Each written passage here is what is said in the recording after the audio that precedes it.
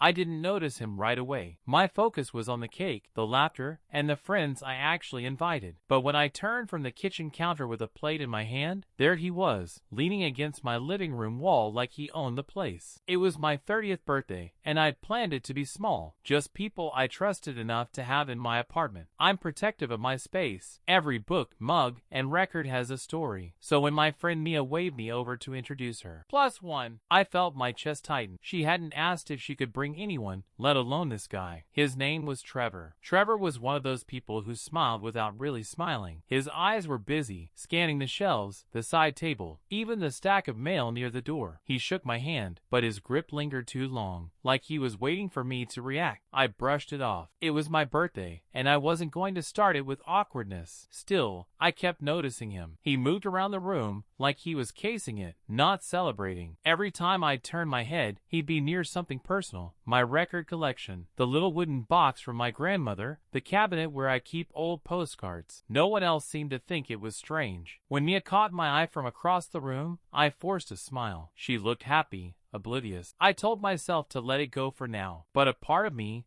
the part that knows when something's off, had already started keeping count of where Trevor was and what he was looking at. The party rolled on, and I kept busy topping off drinks and making sure the food didn't run out. Every so often, I'd scan the room just to see where Trevor had wandered. He didn't talk much, but when he did, it was with this lazy charm, like he'd been doing me a favor by showing up. At one point, I caught him near my bedroom door. It was closed, but he was standing there with his hand on the knob, glancing over his shoulder. I stepped over quickly, sliding between him and the door. "Bathroom's the other way," I said, keeping my tone light. He smiled, said something about being curious about the artwork in the hallway, and drifted off toward the kitchen. I wanted to pull Mia aside, but she was deep in conversation with a couple of friends from work. She had that flushed, happy look she gets when she's had just enough wine. I didn't want to embarrass her or start something in front of everyone, so I kept my mouth shut. When the cake came out, everyone gathered around, singing a little too loudly and a little too off-key. Even Trevor joined in, holding a glass of my best bourbon like it was his. I made a mental note to check the bottle later. By the time people started heading out, it was late and I was tired. I hugged everyone goodbye, including Mia and Trevor, and tried to push down the uneasy feeling in my gut. It wasn't until the apartment was quiet again that I noticed the small wooden box from my grandmother wasn't on the shelf where it always sat. I froze in the middle of the living room, scanning the shelf like maybe I just missed it. The space where the box should have been looked naked, the faint dust outline still marking its place. My stomach sank. That box wasn't worth much to anyone else, but inside were letters my grandmother had written to me when I was a kid, the kind of thing you can't replace. I checked the coffee table, the cabinet, even under the couch cushions, telling myself it might have gotten moved during the party. Nothing. My mind went straight to Trevor. I hated thinking it, but I couldn't ignore the way he'd been hovering around my stuff all night. I shot Mia a text. "Hey, did Trevor leave with you?" She replied almost instantly, all cheerful. "Yeah, thanks for letting me bring him. He had a great time." I didn't respond right away. I was debating whether to mention the missing box right then, or wait until I had more than a hunch. After pacing the apartment for a while, I sat down at the kitchen table and stared at my phone. I didn't want to accuse her friend and make things awkward, especially if I was wrong. But I also couldn't shake the image of him at my bedroom door, or the way his eyes kept landing on that shelf. By midnight, I decided not to text her about it yet. I'd sleep on it, look again in the morning, and maybe figure out a way to handle it without turning it into a fight. But deep down, I already knew that box wasn't coming back on its own. Morning light didn't change anything. The box was still gone, and the longer I stared at the empty space, the more certain I became that Trevor had taken it. I searched every inch of the apartment again, even places it couldn't possibly be. Kitchen drawers, laundry basket, inside my tote bag, nothing. I made coffee and sat at the table, phone in hand. I typed out a message to Mia 3 different ways before deleting it each time. I didn't want to come off as accusing her directly, but there was no way to talk about a missing family heirloom without it sounding serious. Finally, I sent, "Hey, so weird thing. My grandmother's wooden box wasn't where it usually is after the party. I've looked everywhere. Any chance Trevor saw it or picked it up by mistake? The red receipt popped up, but there was no reply. I told myself she was busy. An hour passed, still nothing. By noon, I was cleaning the kitchen just to keep my hands busy when my phone finally buzzed. Her message was short. No idea. I'm sure it'll turn up. That answer didn't sit right. It wasn't just casual. It was dismissive, like I was making a big deal out of nothing. I started to wonder how well Mia even knew Trevor, and why she felt comfortable bringing him to my place without asking. I decided if she wasn't going to take it seriously, I'd have to figure this out myself. And that meant finding a way to see Trevor again without him knowing I suspected anything. I didn't have Trevor's number, and I wasn't about to ask Mia for it. But I did remember her mentioning a bar he liked. Some dive on Colfax with sticky floors and a neon beer sign that never turned off. I figured if I went there on a Friday night, I might get lucky. That week crawled by. I kept replaying the party in my head, picking apart every moment he'd been near the shelf, wondering if anyone else had noticed. No one had mentioned anything. By Friday, I was restless enough to take a bus across town just to see if my guess would pay off. The bar was exactly as I pictured it, dim, loud, and smelling faintly of Friar Will. I ordered a soda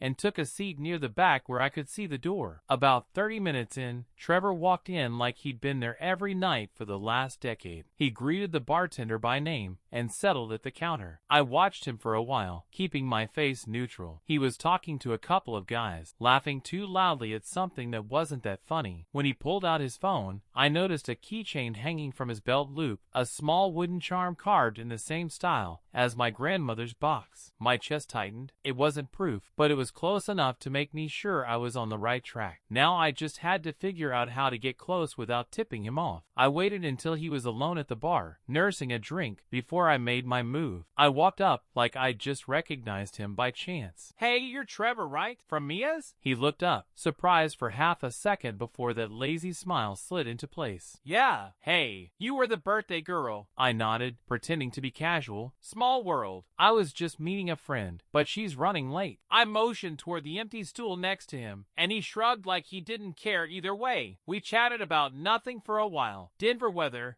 the Nuggets, how Colfax had character. I kept my eyes on the keychain, the card with catching the light every time he shifted in his seat. Eventually, I pointed at it. "That's cool. Where'd you get it?" He glanced down, thumb brushing over it. "Picked it up at a flea market a while back. Thought it was neat." The lie was too smooth, like he'd already rehearsed it. I smiled like I believed him, but inside I was boiling. That carving style was rare. My grandmother's neighbor had made the box for her decades ago. The keychain looked like it had been cut from the same wood. I didn't call him outright then. If I did, I'd have nowhere to go from there. Instead, I ordered another soda and kept the conversation going, tucking away every detail I could about him, where he hung out, who he knew, and how I might get a look at his place. By the end of the night, I knew Trevor's drink order, the name of the bartender who let him run a tab, and that he lived not far from here, which I guess meant somewhere east of downtown. He mentioned a couple of buddies he hung out with regularly, and I filed those names away too. When I left, I didn't say I'd see him again. I wanted him to think it was just a random encounter. Over the next week, I went back to the bar twice, not every night, just enough to make it look coincidental if we crossed paths. The second time, he waved me over like we were old friends. This time, he was looser with his words, maybe from the whiskey. He talked about a side hustle flipping, cool finds, online, which was all I needed to hear. I steered the conversation toward antiques, pretending I was into thrifting. When he pulled out his phone to show me pictures of recent scores, I leaned in, careful not to look too eager. And there it was, a photo of my grandmother's wooden box, sitting on a kitchen counter I didn't recognize. The listing title was cut off, but I could see enough to know he was selling it. I kept my face neutral, nodding like it was just another item. Inside, I was already working out the next step, getting the box back without him ever realizing how close he'd come to being caught. That night, I went home and pulled up every resale platform I could think of. Facebook Marketplace, Craigslist, even a couple of niche collector sites. It took about an hour, but I found the listing. The photos were the same ones he'd shown me at the bar. The price wasn't high, which told me he had no idea it was worth more to me than any dollar amount. I created a new account under a different name, used a stock photo photo for the profile, and sent a message asking if the box was still available. He replied within minutes, "Yep, still got it, cash only." I agreed, acting like a casual buyer, and asked if we could meet in a public place. He suggested the bar on Colfax. The next 2 days dragged. I kept imagining all the ways this could go wrong. Him backing out, selling it to someone else,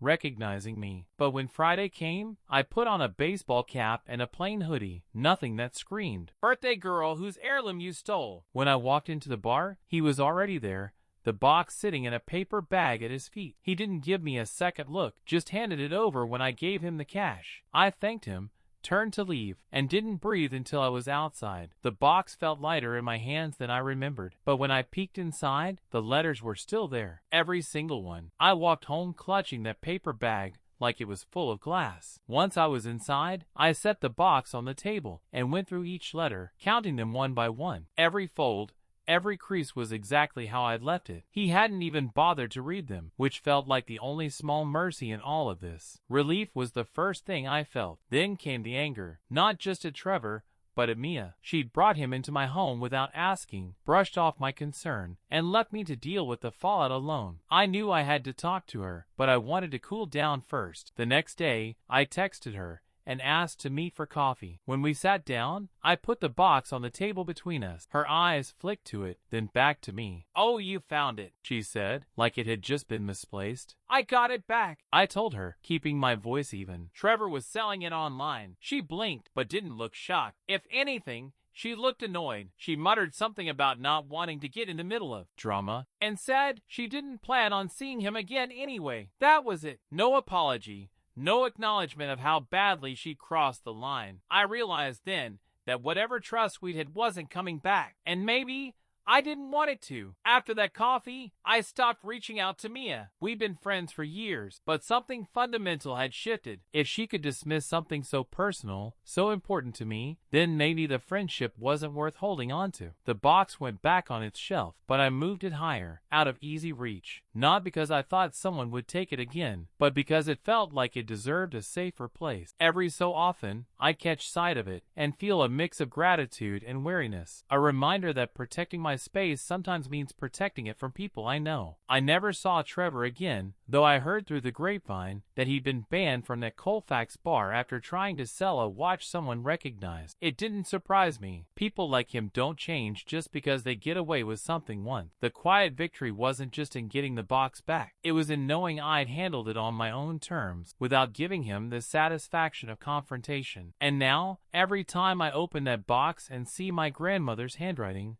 I remember that some things, trust, boundaries, and the right to feel safe in your own home, are worth guarding fiercely, no matter the cost.